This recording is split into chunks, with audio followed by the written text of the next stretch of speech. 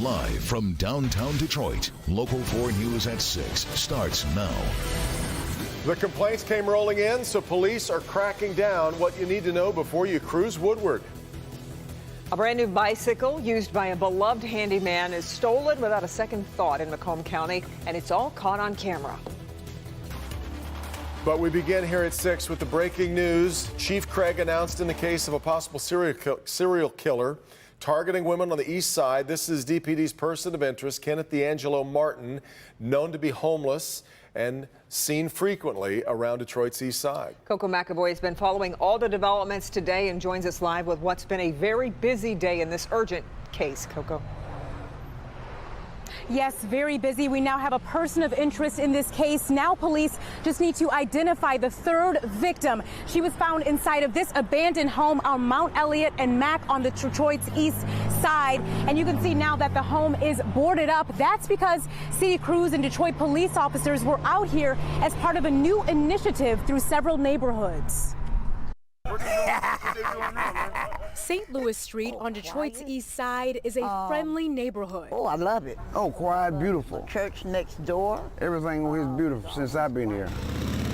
And everyone who lives on the street knows each other. Yeah. But this afternoon, 17633. the street filled with unfamiliar faces, several officers in uniform. I was kind of worried because I said, oh my God, then I found another body up in the vacant house.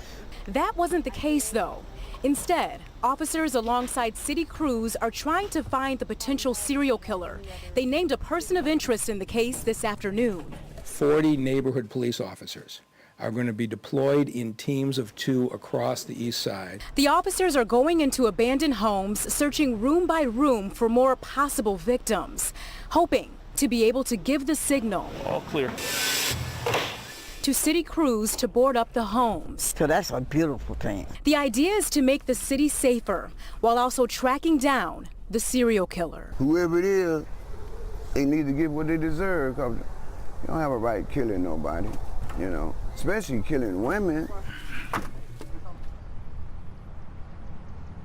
And take a good look at this photo. This is the person of interest named in this case. His name is Kenneth D'Angelo Martin. Again, he is a person of interest, not a suspect. There's an important distinction there. They just want to make sure that they talk to him. So if you know anything about Kenneth D'Angelo Martin or you know anything about this case, you're asked to call the Detroit Police Department. Back to you. All right, Coco. Let's hope these stories is our first look here. So we really only had about an hour and a half now. So let's hope it starts to shake some things loose. Yes, indeed. Okay, well, a beloved Macomb County handyman who depends on a bicycle to get around can't believe his new one was stolen just moments after he bought it. Take a look at this video from outside a Roseville gas station. You see someone ride up on their own bike and ditch it in favor of the new one. Sean Lay takes us through what happened and the effort to make things right. Sean? Stop what you're doing if you would, and please pay attention to this story. I'm going to introduce you to a man named George. He's in his 50s. He's disabled. He's a handyman here in Roseville. He saved up for a year for a trike just like this one to help him do jobs around town. Yesterday was the day he picked up his new bike, and within seconds, it was stolen. So many in Roseville, like Edward Strauss, were so excited for George McCloskey when he finally got his new bike yesterday. I said, drive it by, I want to see it. Moments later, Strauss says George came running back. No! To say the bike had been stolen moments after he got it. I hope he finds his bike. I hope he finds his bike. George is a friend to Roseville. Okay, I've come up here with my bike like so and parked it right here. A bike is the only way he gets around. George saved for a year for a new $900 trike. So I had the bike, you know, proud, came over here, parked it. 20 seconds later, it's gone. We found the video of the whole thing. There's George and his bike just after picking it up. The moment he goes into a gas station, there's this guy rolling up, and then he takes off with the bike. A customer runs to tell George. When you watch it again, what do you think? Oh, I'm almost in tears. Jennifer Curl my heart broke for the guy. doesn't know George, but she walked for hours last night looking for the bike. I couldn't imagine saving for a whole year for something and then it's just gone. I was ecstatic. I was like, it was the best thing. I felt so good, and then I felt so bad when I started crying. Please give the bike back. We are live tonight, and look, I know what you're saying to the TV or what you're thinking right now. Why not just lock that brand new bike up? Look, George says he's still paying on the bike. He's still saving for a new lock and chain. And to the person who took it, it's not yours. George needs that bike back. Devin, Kimberly, back to you. But I know, Sean, you're already hearing from people who've been trying to help. Big time. Big push on social media, on Facebook, sharing the video I just showed you. Other people walking around looking for that bike, so people are aware of it. And look, it's $900, so it's not cheap. Yeah. People are saying, look, if they cannot find that bike, there is some talk of some businesses holding a raffle, maybe to try to raise some money. But right now the focus is on finding George's bike. Let's hope that happens. All right, Sean. Kim. See the sun beaming down there on Sean. It's a beautiful day outside, but you do have your eye on some concerns with flooding here coming up. Yeah, a small portion of the area is going to have their eyes to the skies tomorrow because of flooding problems, and it's really because of the wind. These lake levels have been at record heights, and now you start factoring in east winds, which are going to push this water on shore. This is 8 a.m. tomorrow. Look at these gusts here along the east side, 20, 25 miles an hour. And they get even faster as we go later into Saturday, especially down here in Lake Erie, 37-mile-an-hour gust coming off of the lake onshore. We talked to some folks on the east side. They're preparing for what could be the worst flooding this season so far. For folks who live along Lake St. Clair and Lake Erie, that's why those lakeshore flood advisories, or I should say flood warnings, are out starting tonight and continuing through Sunday morning for Macomb, Wayne, and Monroe County. And again, this is just along the lakeshore for the potential flooding with those east winds. Temperatures are really not going to be much of an issue tomorrow. We will start in the 50s, rise to the mid-70s by noon. It's going to be gorgeous across most of the area tomorrow. Sunday's a different story. We'll discuss that all coming up in a few minutes. Don't forget to download our local forecasters app if you're going to be out and about this weekend. It does have radar, severe weather alerts, and a lot more, all in the palm of your hand. Download it for free in your app store by searching WDIV. Devin? All right, Ben, now to a Local 4 update. An Allen Park man is behind bars today accused of carjacking and kidnapping a woman in Taylor. 40-year-old James Ferris facing several charges, including carjacking, kidnapping, also assault with intent to murder.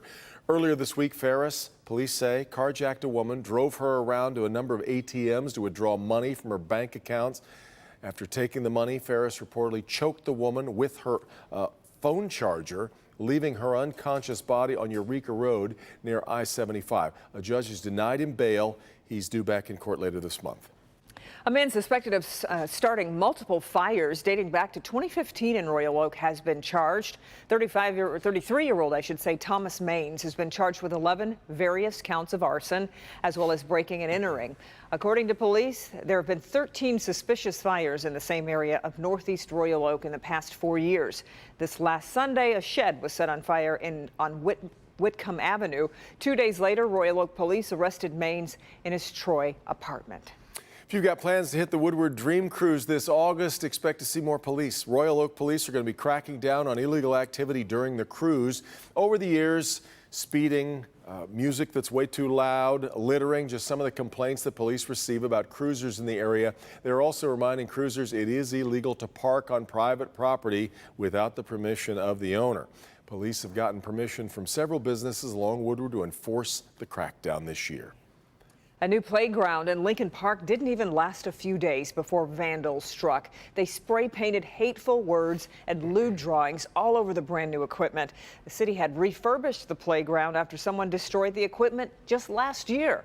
As Priya Mann reports, crews finishing up the work at this park this morning made the troubling discovery. Well, as you can see, crews tried removing the racist and homophobic comments as well as the lewd images as quickly as they could, but not before some families had to have a really uncomfortable conversation. Yeah, we come here often, so it was, and she reads, so it was kind of annoying. Denise Casper and her 8-year-old granddaughter Emma come to Quant Park almost every day, but Friday morning they noticed something different. Unfortunately, she knows. She was like, why are people writing this stuff on here? I don't know. What they should have been looking at was the brand new equipment that was only installed a few days ago.